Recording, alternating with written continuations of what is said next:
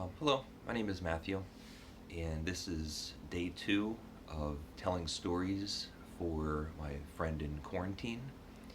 And yesterday I told a story about a coworker and his rowdy children.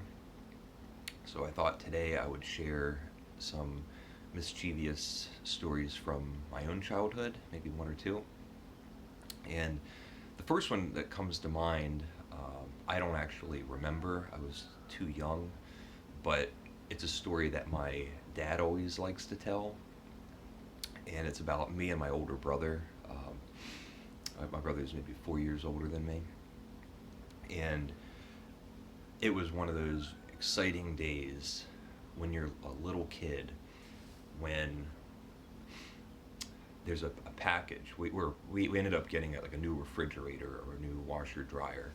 So we had a gigantic cardboard box that we could play with.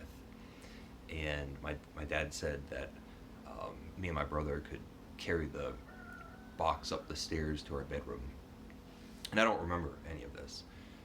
But the story goes, I convinced my older brother to get inside of the cardboard box.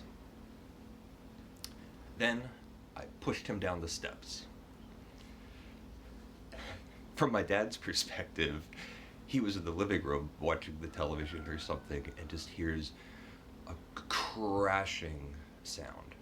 My brother pouring out of the cardboard box at the bottom of the stairs, crying, and my father comes over, checks to make sure he's all right, goes, "What happened?" And my brother goes, "Matthew pushed me down the steps." And my dad, after making sure he's okay, kind of goes, "What did you think was going to happen getting inside of a cardboard box at the top of the steps?" My father tells that story much better than I can because I don't really remember it. But the other story that I thought about was when I was in middle school. I went to it's called a magnet school, where you go to um, learn about a special interest. So I went to middle school to learn about visual arts, drawing and painting and things like that. We had to wear a uniform, collared shirt, khakis. You couldn't wear jeans. And there was a day, I can't even remember what we were doing, but the class is outside. And for whatever reason, me and a couple classmates decide that we're going to run down a hill, maybe just goof off. And I end up tumbling down this hill and just splash into the biggest mud puddle. Now all of a sudden, I'm completely soaked and covered in mud. Like one of those bank robbers that gets hit in the face with that charge of ink and then you're suddenly blue. Just standing there and there's no way for me to reverse what just happened. And the teacher sends me to the guidance counselor. She says, "Go up to the guidance counselor, maybe they have an extra set of clothes, figure out what's going on, to do something to help me." I have to walk through the middle school hallways, sort of like Quasimodo, roaming the streets of medieval Paris. Here I am, covered in mud, eyes from all my classmates.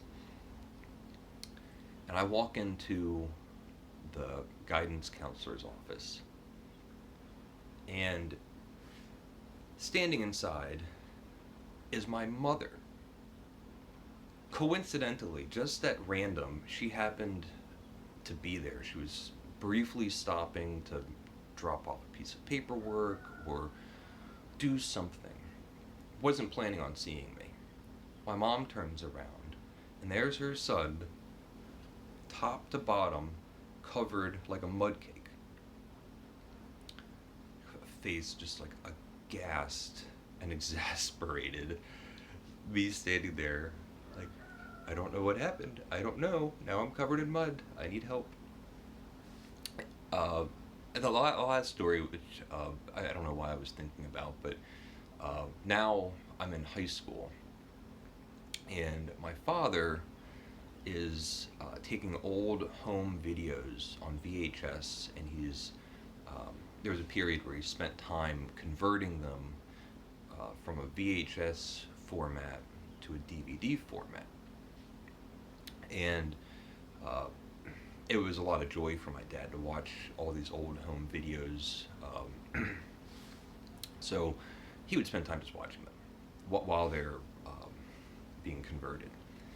So I get home one day. My parents are sitting in the living room and they're watching an old home video of a time when we went to a relative's house. And I can't remember, maybe a grandmother or an aunt or an uncle or something like that. And so in the home video, I'm a little kid again. All the adults are in the living room just conversing, and it's sort of a boring home video. But you can see, your younger selves and your relatives when they were younger and all those kind of things. In the background, there's me, and I am just running like the devil, running in circles, running in and out of view, running back and forth through rooms, just zooming around. And in the living room, in which everyone was circled around sitting, there was a coffee table, and on the coffee table was a plate of homemade fudge. So someone comes out of another room and says that dinner is ready. So all the adults get up, and I'm to follow, and we're gonna walk into the dining room to eat. Meanwhile, the recorder is on a tripod in the corner of the room.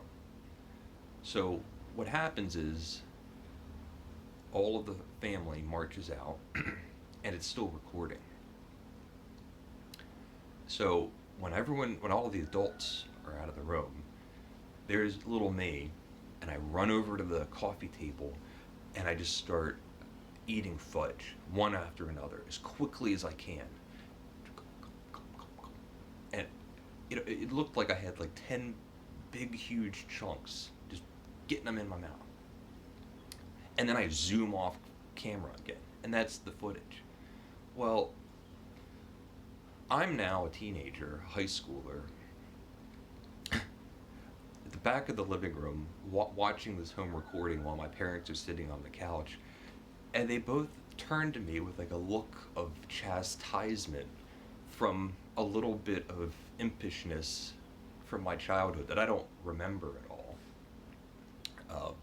It was very funny. There's obviously tons of